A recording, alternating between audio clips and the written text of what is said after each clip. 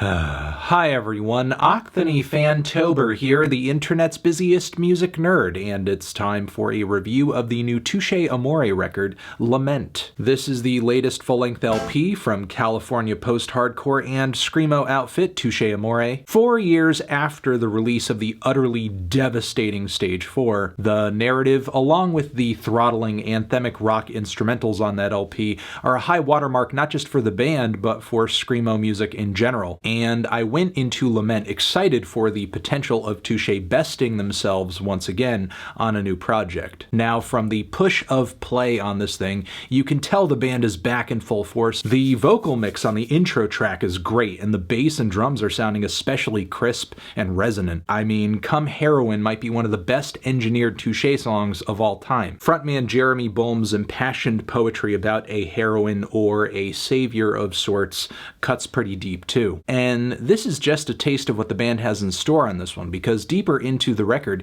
they really begin to diversify their sound and even soften in some respects, while trying to hold on to those post-hardcore roots. But this doesn't always result in their best stuff. For one, the shimmering and reverbed rhythm guitars over a few passages on the title track really lack presence, they're kind of faint, and as a result they leave Jeremy's lead vocals feeling kind of unsupported. Then there's the overpowering steel guitar on the song A Broadcast, which is really doing too much and mixed way too high in the climactic second half. Not only that, but I kind of really doubt these twangy, resonant notes really complement Touché's style. Then, to talk about an awkward fit, we have vocals from Manchester Orchestra's Andy Hull on the back end of Limelight. I mean, I'm sure the two bands have crossover audience, so the collaboration makes sense, but hearing Andy's soaring leads totally smothered by Jeremy's roars during this final portion of the song just really does nothing for me, and seems almost antithetical to having a guest on the song in the first place. However, I do love the song's narrative about love changing over time, over the course of a long-term relationship, all the devastation and I guess familiarity and how that shifts one's view and the intensity of love and lust and attraction. It's also worth noting the two other big teasers to this record are easily two of Touché Amoré's most hook-driven songs ever. There's Reminders, which has a huge, shouty group vocal on the chorus that is easily one of the most joyous and righteous things on one of this band's LPs. Something I think a lot of those kids who are into the pop punk that's a little emo tinged, they'll be into it. Then I'll Be Your Host is surprisingly infectious despite being so harrowing lyrically. As far as other highlights on this thing go, we have the track FEIGN, the harmonized guitar leads on this one, the way they trade off with these throttling drum passages topped with these speedy descending chords. It's so dynamic, it's so aggressive.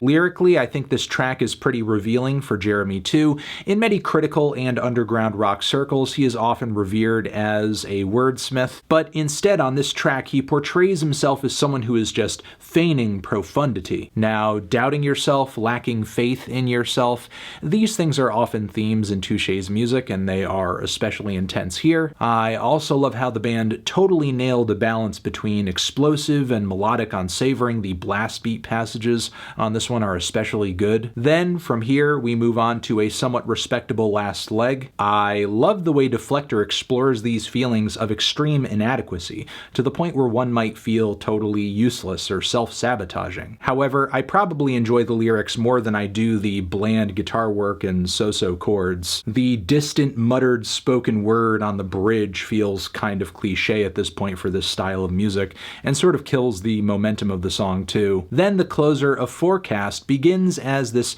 very bare, basic piano ballad, eventually rocketing off into this harmonious screamo meltdown. And the first portion of the song is really trying to have this raw, amateurish flair to it that feels almost like something a little Jeffrey Lewis-ish, or even Daniel Johnston-ish, but falling monstrously short. On its final moments, the guitars and drums certainly sound climactic, but the startup is just so so rough. Plus, lyrically, I think the song misses an opportunity to really tie the album up thematically somehow, though it certainly delivers on its title. There is a lot of lamenting, though for Touché Amoré that's not entirely new. All things considered, I think Lament has a lot of highlights on it, quite a few great moments, but is it Touché Amoré's best record? In my opinion, no. There's a little more stylistic versatility, the instrumentals are a bit more dynamic too, and I suppose things are more general topically. Certainly some instrumental change-ups that didn't quite work, along with some writing that